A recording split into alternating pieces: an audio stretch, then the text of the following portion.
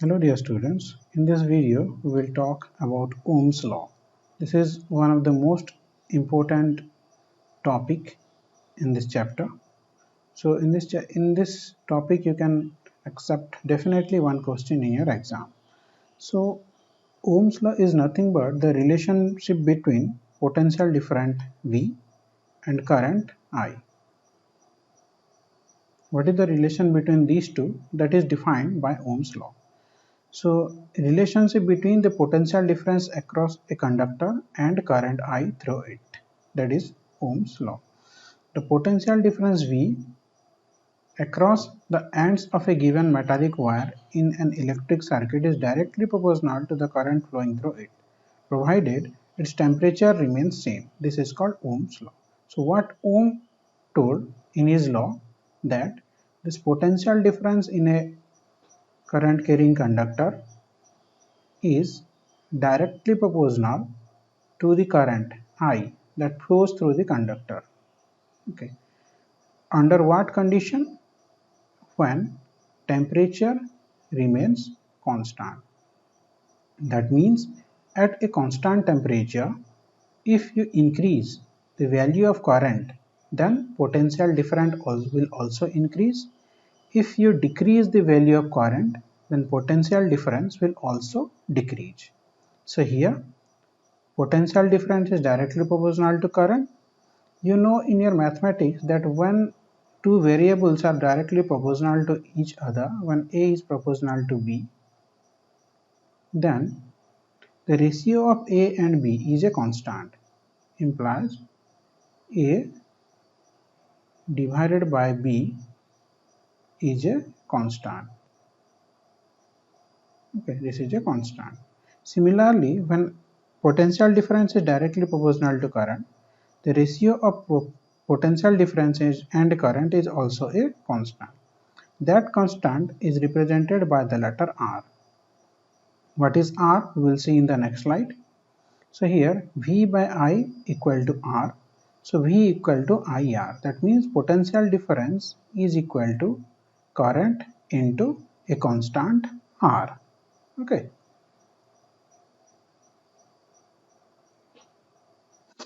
Now this is the graph of Ohm's law. This graph holds good at constant temperature. When the temperature remains constant, if this is the axis, y-axis, where potential difference is taken, this is x-axis where current is taken. So if you increase the current flows in a conductor, accordingly the potential difference will also increase. And if you plot a graph, a linear line will appear. What is the meaning of linear line? This linear line shows that these two are directly proportional to each other.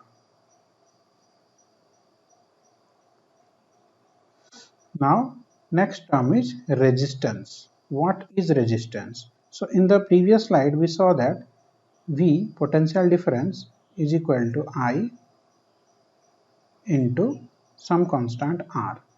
Here, this constant R is known as resistance. R is the resistance. So, R is a constant for the given metallic wire at a given temperature and is called its resistance. So the value of R for a particular metallic wire or a particular conductor is constant.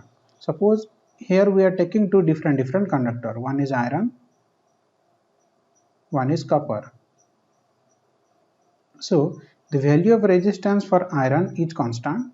The value of resistance for copper is constant. But these two value, the value of resistance for iron may not be equal to the value for copper.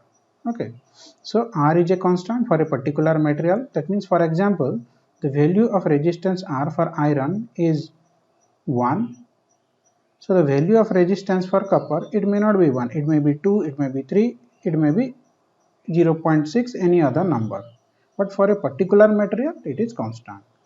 So it is the property of a conductor to resist the flow of charge through it. So what this resistance is meant? So what is the meaning of this resistance? So suppose this is a conductor. You know that in the conductor electrons flow, but it is not an open pipe. So there are billions and billions number of atoms and molecules present. So when these electrons move in this conductor, there is a probability or possibility of high resistance. So these particles, atoms and molecules do not allow this electron to move freely. Okay, so that these atoms and molecules resist the motion of the electron. That is called resistance.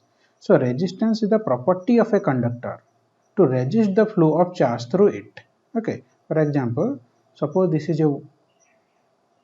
is a door. Through this door, one person at a time can easily move. Suppose two person at a time can also easily move. Suppose there are 20 number of people. 20 number of people. Will this 20 number of people at a time move through this door? No, it is not possible. That means the motion of these 20 number of peoples are resisted due to the small gap of the door.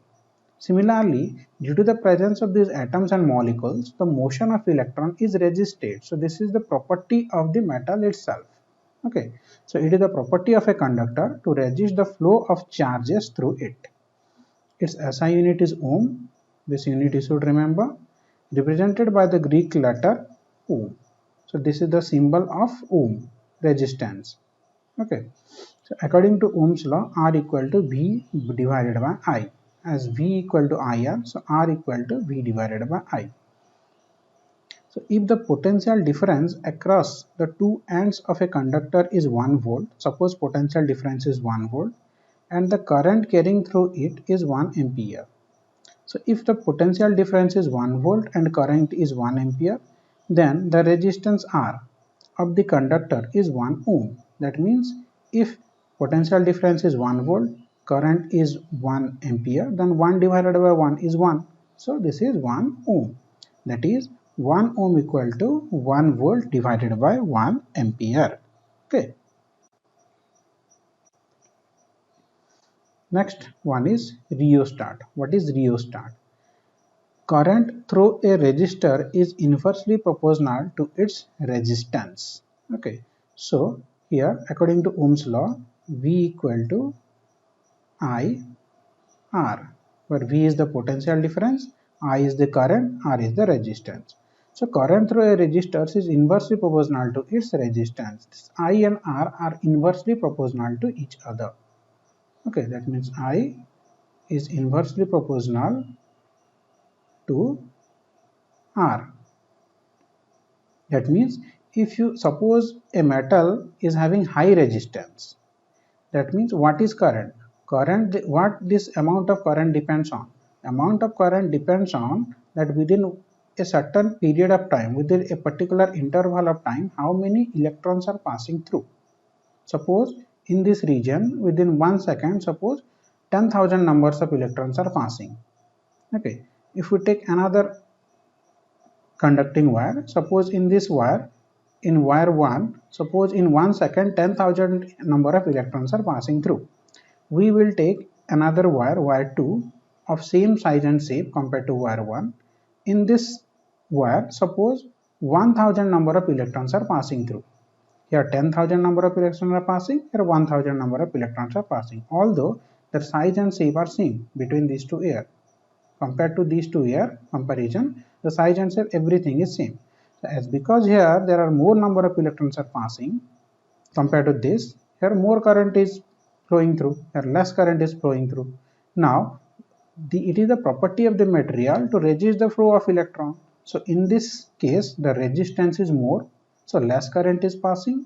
In this case the resistance is less, so more current is passing through. That is why the resistance and current are inversely proportional to each other. More is the resistance, less current will pass.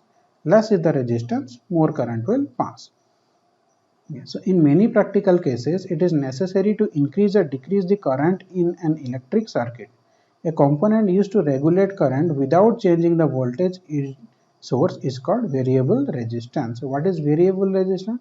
Suppose in a machine, you need different amount of current without changing the voltage. Okay. Suppose you take example of iron. Okay. Iron, we generally use iron to our clothes, for ironing our clothes. So these irons are different mode, cotton mode, then woolen mode, which require different amount of heat. Okay, now these different amount of heat requires different amount of current. Okay, so so here the voltage remains same. Here the voltage remains same, but by somehow if we are able to increase or decrease the value of resistance, so as the value of resistance increase or decrease, the amount of current that is flow through it will also be regulated, will also be increase or decrease. So this concept is known as variable resistance. Variable resistance means keeping the voltage constant. By changing the value of resistance, we can also change the value of flow of electron, so that the value of current will also change.